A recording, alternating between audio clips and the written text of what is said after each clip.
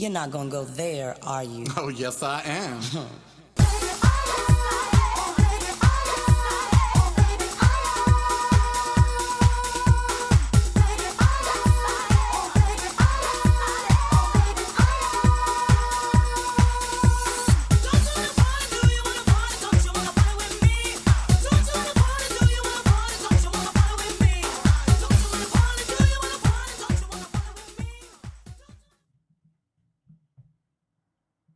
Hey, it's Karel, and welcome to another exciting episode of Karel Life in Segments. This is episode 3.06, and boy, are you glad you are here today. Never in my life have I had more fun than going backstage at the beautiful Pantages Theater in Hollywood, California, thanks to my friends Benny Aguayo and good old Scala Jasco down at the Orange County Center for Performing Arts, or Surgistum Center as they now know it. Now, why was I talking to good old Scala and others? Because I needed to talk to Randy Harrison. He is, in fact, the new MC of the production Cabaret. Now, how many of you have seen Cabaret? I've seen Cabaret. It established, well, I'm gay, hello. It established Liza Minnelli as like the star of stars, Bob Fosse choreography, jazz hands, and the Kit Kat Girls. Of course, the first, some of us first transgendered people or transsexuals that many people had seen, the Kit Kat Girls. Well, now Cabaret is out and it is touring. So what does this, touring, not touring, but touring, because hey, I might be in the South. What does this production have to say to today's generation? Quite a bit. Because when you remember when it was written and who it was written by, about someone who was in a wonderful town, Berlin, where it was anything goes and there was freedom and there was equality for everybody, and then all of a sudden, in came the Nazis and the party ended. Does that sound familiar? All of a sudden, a place that was moving forward, was progressing with civil rights and with other rights, all of a sudden started moving backwards because of an oligarch or a fascist?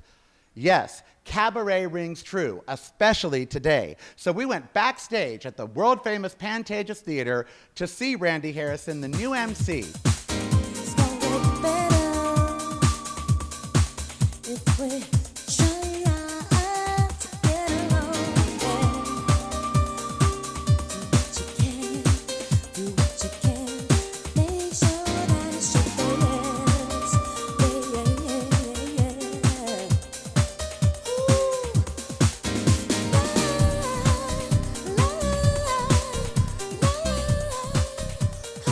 We're backstage at the Pantages Theater, and we're catching up with someone who I'm sure you know. I was going to say if you're gay, but that's not fair because that show is hugely popular with a lot of people around the world. So you just know him, Randy Harrison from Queer as Folk. But now he is in another iconic role as the MC in Cabaret, and Life is One. We are backstage at the Pantages where he's performing here. Then he's moving off to Surgistum Arts Center and then all over the country. And I'm so glad to catch up with him. I wanted, a lot of interviewers. You've been interviewed a lot, huh? A fair amount the past 6 months, yeah, definitely. I asked President Carter once, how many times have you been interviewed? And all he could do was laugh at me. Can't keep track. You know, to keep track. But I don't like to be mundane. But, you know, I saw the play. And now as a little gay boy growing up with the Liza Minnelli version and the Bob Fosse jazz hands and everything, right. This is not that. It's very different. What was your first exposure to Cabaret itself, the work Cabaret? Mine was the film too. I grew up with the film, but I think I saw it when I was kind of too young to really register it. I sort of remember the images and the music, but I don't really remember the story. Oh, I can tell you lines. When Liza says, "Screw the Baron," and Michael York says, "I did," and then Liza goes, "So do I," and I, oh, scandal! They're both screwing the Baron. But it was pushing, you know, the bounds of sexuality and everything. Right. And that's why I really wanted to talk with you as the MC. To me, how do you see the role of the MC in all of this? I read all about the author of the books and everything, by the way, and I kind of now know in my mind who everybody is. But what do you see the MC's role as? I mean, the MC is sort of the intermediary between the story that's happening on stage and the audience. It's sort of my job to skew the audience perception of the events that are happening on stage, to welcome them in and then make them perceive things in a different way, to kind of implicate them, to make sure they feel included.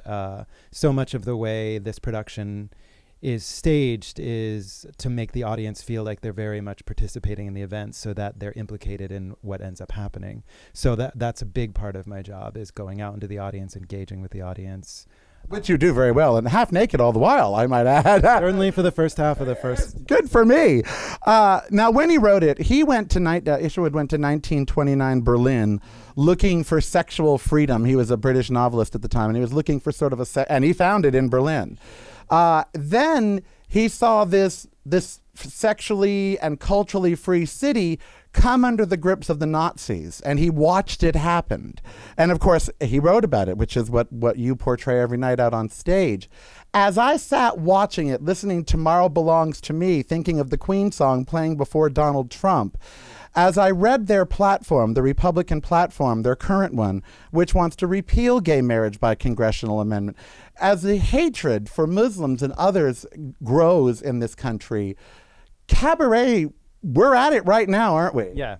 The relevancy of the show right now, historically and politically, can't be overstated. It was actually written in America in some ways as a response to Jim Crow and what was happening in the South in 1966, sort of condemning New Yorkers and, Northeastern Americans by saying you're implicit in this if you're not actively trying to change just because it's not happening in the Northeast.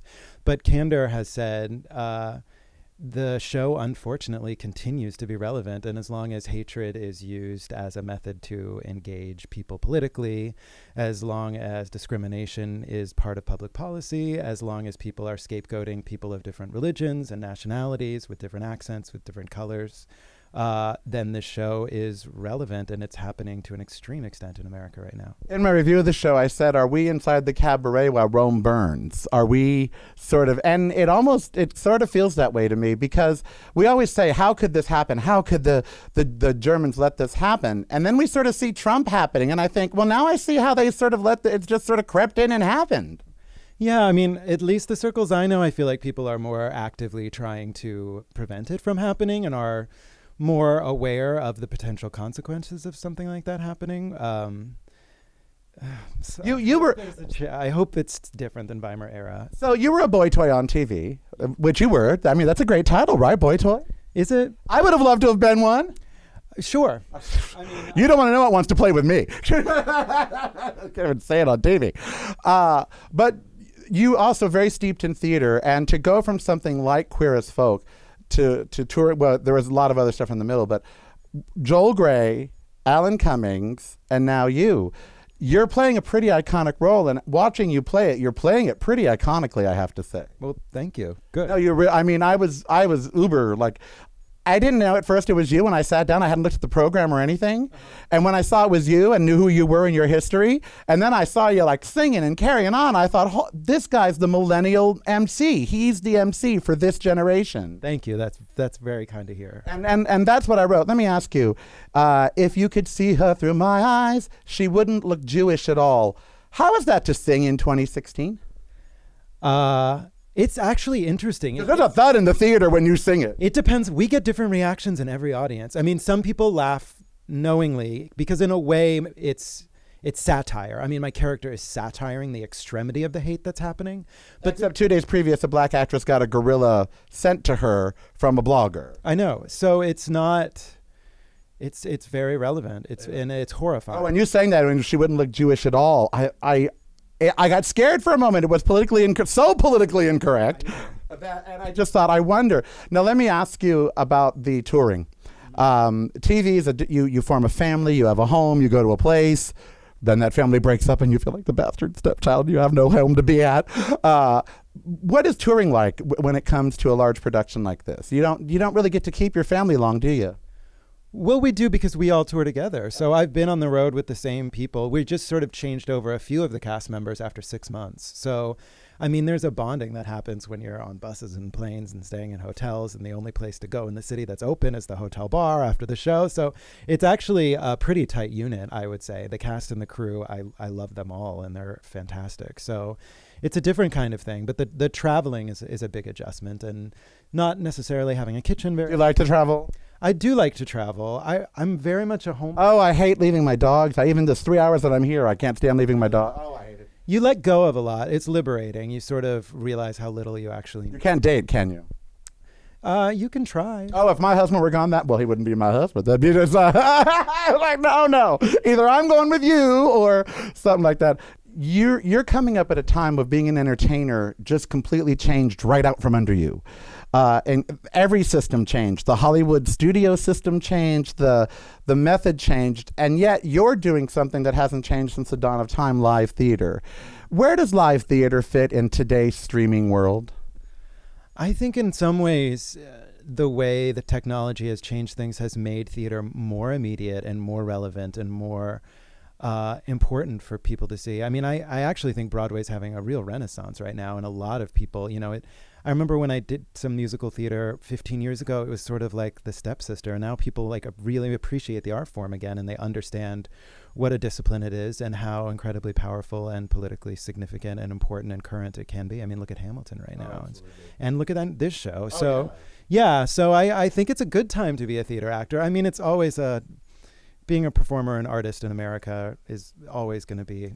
Well, I think like you said earlier, it's good hotels and bad hotels. Yeah. You never know what you're going to get. But you get to do this material on stage with a cast and a crew that you love and appreciate. And that is the gift that I am given constantly. Well, I'm thrilled to be back here at the Pantages with Mr. Harrison. You got to see Cabaret. It's touring. It's not your mama's cabaret. It's not Liza's Cabaret. It's really not. And that's a good thing. When theater, it left me uneasy. And it left me going home thinking about all kinds of things, about watching freedoms pass away.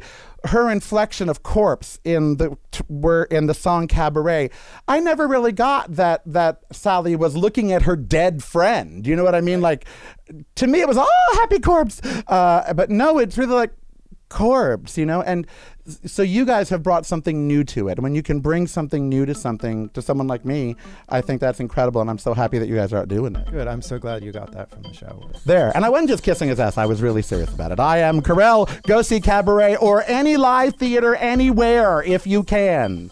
Get a group on, honey. Come on. Oh my goodness. In the last election cycle, meaning 8 years ago, I don't want to say entered the cycle, but let's just say that 2 days before President Obama became the first African-American president, I was being featured on Fox News, and not in a good way. Now, the station I worked at, KGO, was so worried that we were going to be fined for what? For obscenity. That's right, obscenity. So what do you find obscene? What do you find obscene, little Miss Yonner? Huh, little Miss Yonner? What's obscene to you? To me, it's obscene that anyone would harm an animal. To me, when I see pictures in my news feed of someone that's harmed an animal, I find that obscene.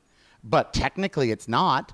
What do you find obscene? That's the question. Are we poised when we went out in the world on Broadway in Long Beach, California, and this is what we came up with.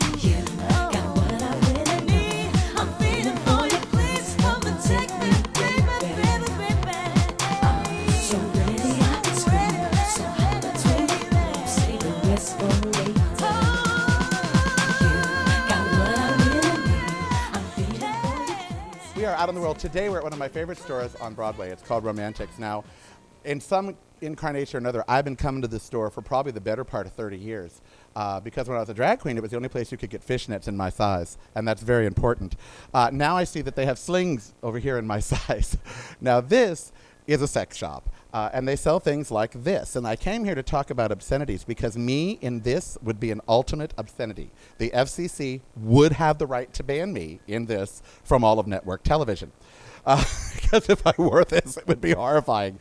And a lot of you might be looking around and noticing the lovely dildos in the background, or perhaps the robo machine up there, which is a plug into the wall. Isn't that fabulous up there? It's hydraulic powered. You plug it into the wall, it never gets tired. You don't have to feed it or anything. And over here we have the vibrating cock pipe with ball stretcher. Because it's important that your ball stretcher vibrate. Now, some of you might be finding this all a little obscene, but that's why I wanted to talk to you from this store, because everything in here is fabulous. If you don't like anything in here, then you're just crazy, because everything in here is about sex, and sex is natural, sex is good. Not everybody does it, but everybody should. What I find obscene nowadays is language. Now, I looked up the FCC statute a while ago because I'm the guy who said, "Fuck Joe the motherfucking plumber. I hope Joe the fucking plumber drops dead during a break to John McCain and lost my job. Because that was obscene. In some way, what I had said, which got 0 complaints, was obscene. Now, I've thought a lot about that because of the election cycle of 2016. No matter when you are watching this, if you are over the age of 6 years old and alive in 2016, you will for always remember the election cycle of 2016. And what has been thrown around has been possibly the most obscene things in the world. Let's ban Muslims. Let's build walls for Mexicans. Let's hate on women. Let's hate on gays. Let's give a list of Supreme Court nominees where one of them would actually punish someone for being gay in their home. How far we let that candidate go was, I thought, obscene. And if you look at the FCC statute on what is a profane broadcast, okay? A profane broadcast is anything that to the community standards could be deemed patently offensive to community standards. Now, I bet I could take a poll in here right now amongst all the people looking at the fabulous dildos and condoms and everything, and if I asked them what do they find more offensive, that butt plug over there or Donald Trump, I guarantee you that Donald Trump would be the answer to that question. Because that man has managed to push the envelope in 2016. And again, no matter when you're watching this, it doesn't matter. Because this is what happened in our time. He was able to push that envelope so far that we lost track of what was obscene and what was not. You know, I always say, if Donald Trump was caught with a live boy, his campaign would be over. Over. If he was caught wearing that lovely tutu over there with the pink corset, which I might get for later. If he was caught wearing that, his campaign would probably be over. And yet, he can be the most hate-filled individual that the world has really ever seen since Adolf Hitler. As Noam Chomsky said recently to me, as he told my colleague at Democracy Now!, Amy Goodwin, the Republican Party is the most dangerous party in the world at the moment. Now, don't you find that obscene? Don't you find everything that they stand for obscene? So when we're thinking about what is obscene and what is not, let's get over language like the F-bomb. Fuck, fuck, fuck, fuck, fuck, fuck, fuck. Who the fuck cares? Let's get over sex. You know, who cares about what kind of sex you're having with who or with what fabulous gadget you might be having it with? And how about we start remembering what's really obscene? Lying is obscene. Bigotry is obscene. Racism, homophobia, xenophobia, it's obscene. It's time we recalibrate our obscenity meter, America. Nothing in here is bad, but everything I'm seeing out of Washington, D.C. is. It is the Karel Cast. I am Karel as part of Karel Life in Segment. And, you know, I can't, sometimes I get stuck. You know, I feel like Cujo. You know, your head is stuck in that hole. You can't just... I get stuck, and I'm stuck on something that happened yesterday. Now, the media sort of moved on, not completely yet, because after all, it's summer. It's August right now. That explains this Fed thing. And so they're fixed on a little, but I think we've let this go on just long enough because there aren't two sides to everything. Now, I'm here at Park Howard at the Mix Lab. My roommate, DJ Foreplay, this is where he does his stuff. And yeah, there are two sides to record. Oh, happy birthday. It was her birthday, August 9th, Whitney Houston. Happy birthday, Whitney Houston. Her records had two sides. I missed two sides of records. I missed the B-sides of the records. But there aren't two sides to everything, okay? And when you openly call for the assassination of a potential candidate or president, there aren't two sides to that. There just aren't two sides. Now, I have a headline down here on my little iPad. It's a big iPad, actually, iPad Pro. But the headline says, Hillary Clinton, you know, calls out Donald Trump for inciting violence, possibly against her. Because he said that, okay, and I was going to play it, but I'm sick of hearing his voice, as I'll imitate him. Okay, you know, if she goes in there, you know, she gets to pick those Supreme Court justices, and she's already made it clear that she'd get rid of the Second Amendment. Where? Where has any Democrat ever, anywhere said, abolish the Second Amendment? Except me, of course. I said, get rid of it. Oh, faster than you would shingles or herpes. Just get rid of it.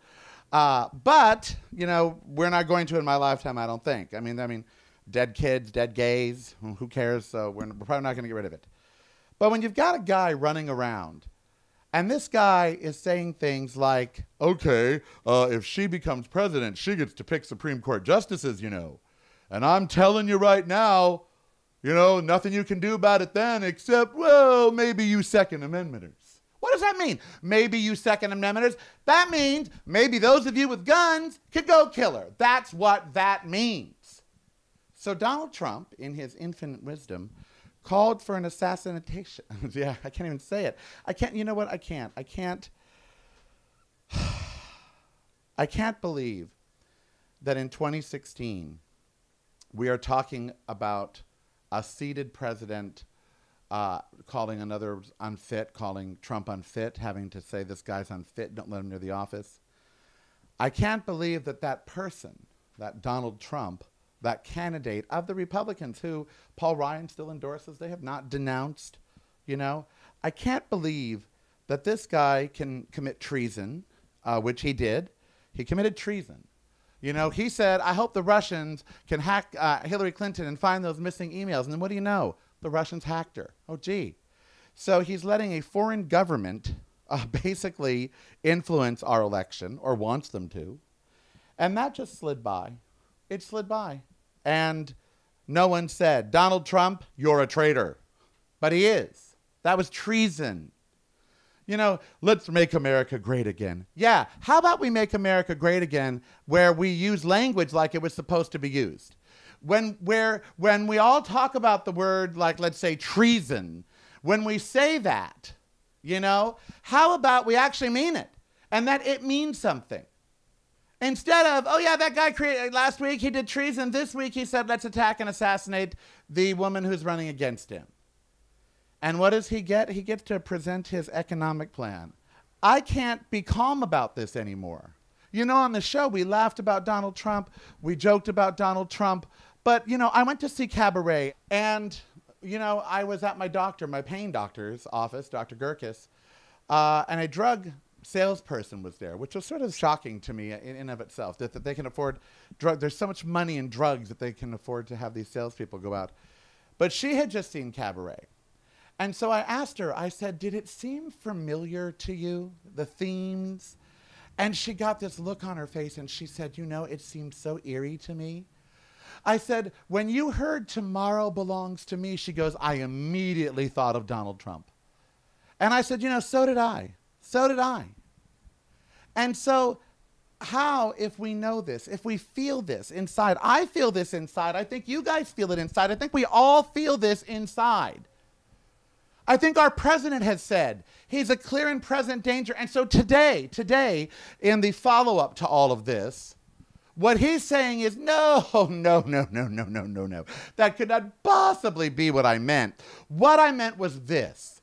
I meant for Second Amendment people to show up at the polls and vote for me so she doesn't get in office. That's what I meant. That's what he meant. That's what he meant? No, that's not what he meant. See, because my friend Karen, she got me all up on the phone. Oh, because everyone does. And it's like, can you believe he's done it next? So she got me on the phone. Did you hear what he did this time? I said, who? She said, Donald Trump. I said, no, I don't pay. What did he do this time? And of course, you guys know what he said. He said, she goes, he called for the assassination of Hillary Rodham Clinton. I said, I thought he called for the assassination of her nominees for the Supreme Court. You know, that's what I thought that he had done. That's how I interpreted his statement. But two grown people, educated, some college for me and degree for her, we both thought that this guy just called for the assassination of somebody. And all she could say to me was, how is this allowed? Boulay, that's what she calls me, you know. Boulay, how is this allowed? And I don't have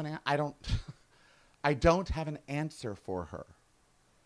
I don't know when you're watching this. I don't know if it's before the election, after the election. I don't know if who's president yet. I don't know if it's even allowed to be aired now because it's subversive material.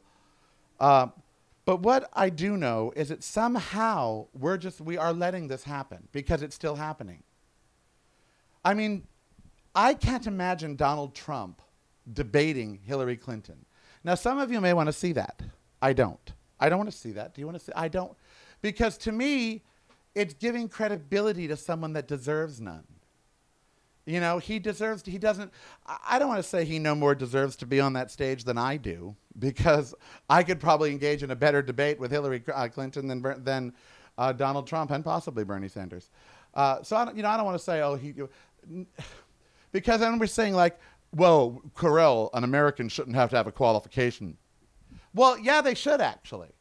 And one of the qualifications to be president of the United States is that you don't call for the assassination of somebody else running for president of the United States. That should be a qualification. Okay? It should be a qualification to be president of the United States of America that you not call on another sovereign power to do dirty work for you. That actually should be a qualification to be president. There should be disqualifying factors. You know, I can't give blood yet. I don't think they have removed that ridiculous, they might have, after the horrible Orlando shooting. But one of the qualifications for giving blood was that you couldn't be gay, because, of course, they didn't want to spread disease. They wanted to be careful. Even though they had a test for HIV and AIDS forever, they didn't want to spread disease. So me, as an American, I was told that I didn't have the same rights when it came to helping my fellow Americans. I couldn't give blood to help you or your family. Even if I wanted to, I couldn't. So we make these disqualifying rules about things all the time. All the time. So I fail to see why it's not a disqualifying rule of what Donald Trump has said and done. Because there's two sides. Do we go back to the two sides here? All these records around me here, you know, two sides? No. There's not two sides to the Donald Trump issue. I'm sorry if you support him. I am. You were fooled. You were sold a bill of goods. You know, somewhere along the way, you were told that he could help you. He can't. He won't. And if he's been elected, you'll see that he's not going to. He doesn't care about you. How do I know? Because he doesn't care about Hillary Clinton's life. Because he could so flippantly say, because you and I both know that there's a bunch of nuts out there. And they're armed. And when you tell armed nuts that maybe they should go take care of a problem for you, those armed nuts, one of them's going to. Just like religion tries to say, Christianity as well, that you had no say in Florida and what happened in Florida. Yeah, Christians, you did. There are repercussions. And when Donald Trump tells Second Amendmenters that one way to solve a problem might be to pick up to pick up a weapon, which is what he was saying, I'm sorry. Not only should he be disqualified, I think there should probably be charges brought against him. I know I had charges threatened against me when we said something on air about a president and violence. So why doesn't he have against him? Why do we treat him better? Why? I know why. I know the answer why. It's fun looking over at Ember sleeping and Brandon's here filming. Brandon, who works very hard. Ember, who doesn't have to. And I think of you guys there at home. Hello down there on the GoPro. I think of you all and I think to myself, the reason he's tolerated is because he's rich. Because he's rich. He gets away with it because he's rich. And people don't say no to him because they want his money. And that includes the news channels. CNN, MSNBC, Fox, all of them, they all want Donald Grubb. They all want his campaign money. They don't say, we're sorry, we're not going to run your ads. I wouldn't run one of his ads, no matter how much he gave me.